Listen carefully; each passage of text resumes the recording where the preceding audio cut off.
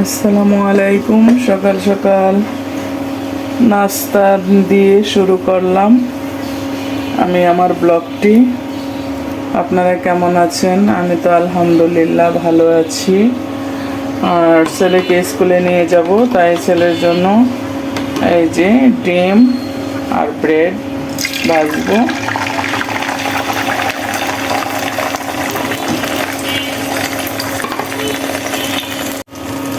ব্রেডের মাঝে ডিমের মাঝে ব্রেডটা দিয়ে দেব।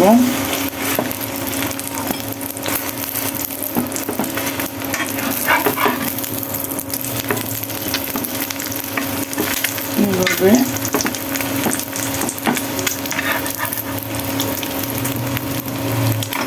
আরেকটা ব্রেড আমি এভাবে দিয়ে দেব।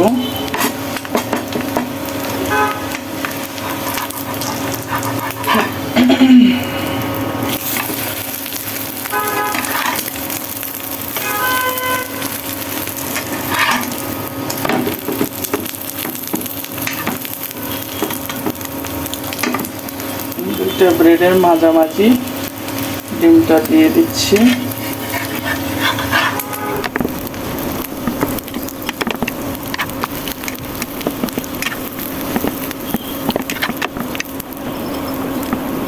এই যে আমি ছেলের জন্য টিফিন দিয়ে দিচ্ছি, আর সাথে একটা সসও দিয়ে দিচ্ছি। সসটা অন্যভাবে দেব।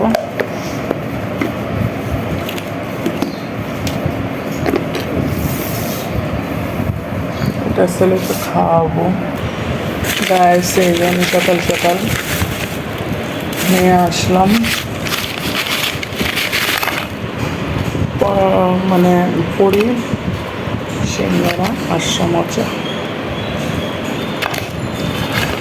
গাইস, চিংড়ি দিয়ে রান্না করব দুন্দুল। ছুলে নিচ্ছি। গাইস, এই যে আমি দুন্দুলগুলি ভালোভাবে ধুয়ে নিয়েছি আগে, কারণ এইগুলা দেখা যায় পানি উঠে যায়, এই জন্য আমি আগে ধুয়ে নিয়েছি। এখন কুচি কুচি করে আমি কেটে দেব।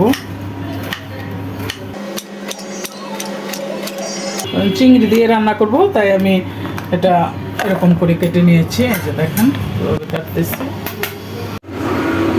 গাইস, এই যে আমি করলা ভাজিটা বসিয়ে দেব।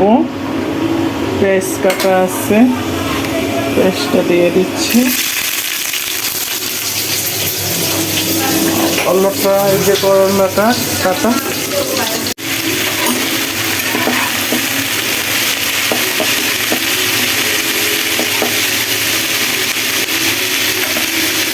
লবণ দিয়ে দিলাম, সামান্য হলুদ,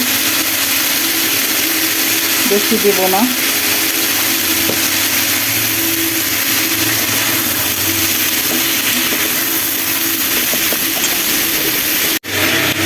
এখানে ভাত হয়ে গেছে, ভাত মারগালাতে দিয়েছি। আর এখানে চিংড়ি মাছ ভিজিয়ে রেখেছি, আলু কেটে রেখেছি, দুন্দুল কেটে রাখা। আমার করলা ভাজিটা হয়ে গেছে, এখন আমি উঠিয়ে নেব। গাইস, এই যে আমি মশলাটা কষিয়ে নিচ্ছি,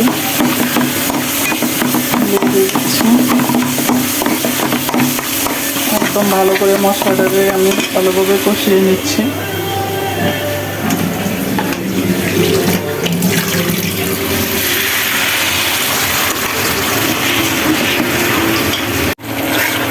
এখানে হলুদের গুঁড়া, মরিচের গুঁড়া, ধনিয়ার গুঁড়া, জিরার গুঁড়ো, আদা রসুন বাটা সবই দিয়েছি। মশলাটার উপরে তেল না আসা পর্যন্ত আমি চিংড়িটা দিব না, তেলটা এসে যাক তারপরে আমি চিংড়ি দিব। এখানে ডাল ভিজিয়ে রাখছি, ডাল রান্না করব।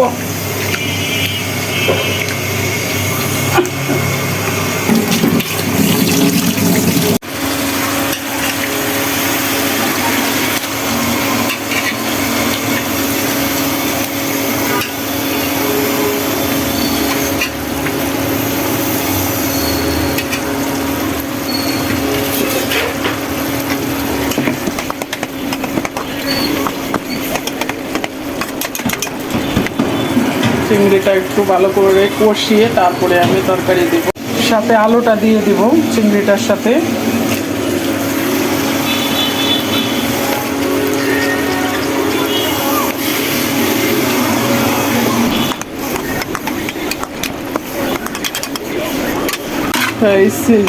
চিংড়িটার মধ্যে আলু ভালোভাবে আলু আর চিংড়ি কষিয়ে নিয়েছি। এখন আমি দন্দলটা দিয়ে দিলাম।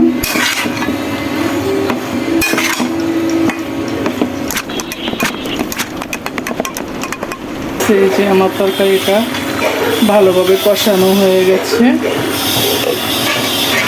এটা আমি নাড়াচাড়া করে নেব। মিলে একদম অল্প হয়ে গেছে, সামান্য পরিমাণে জল দেব, বেশি জল দেব না। পানিটা আমি রাইস কুকারে গরম করে নিয়েছি, জল দেব।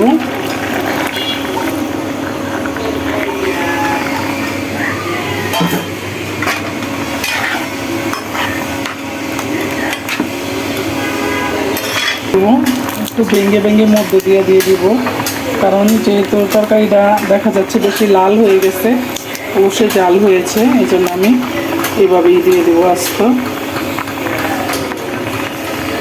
বসিয়ে নেব।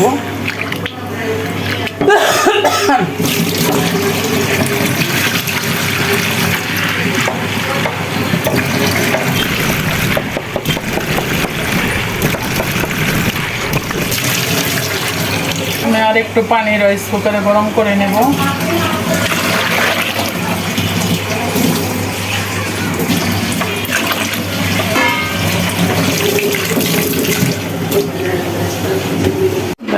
এই যে আমার তরকারি হয়ে গেছে, এখন আমি উঠিয়ে নেব।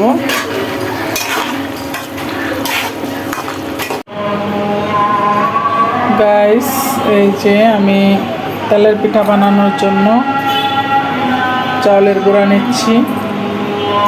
দেখি তেলের পিঠা হয় কি না, চেষ্টা করতেছি, করবো, মানে এখনো বানাই নাই, দেখি বানায় পারি কি না।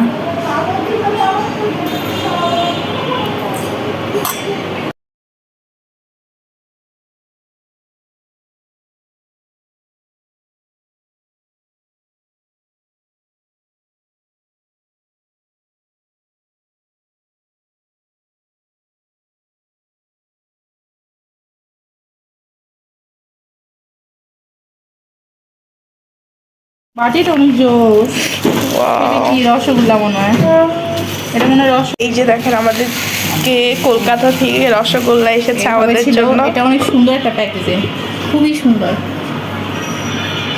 প্যাকেট করে জোস।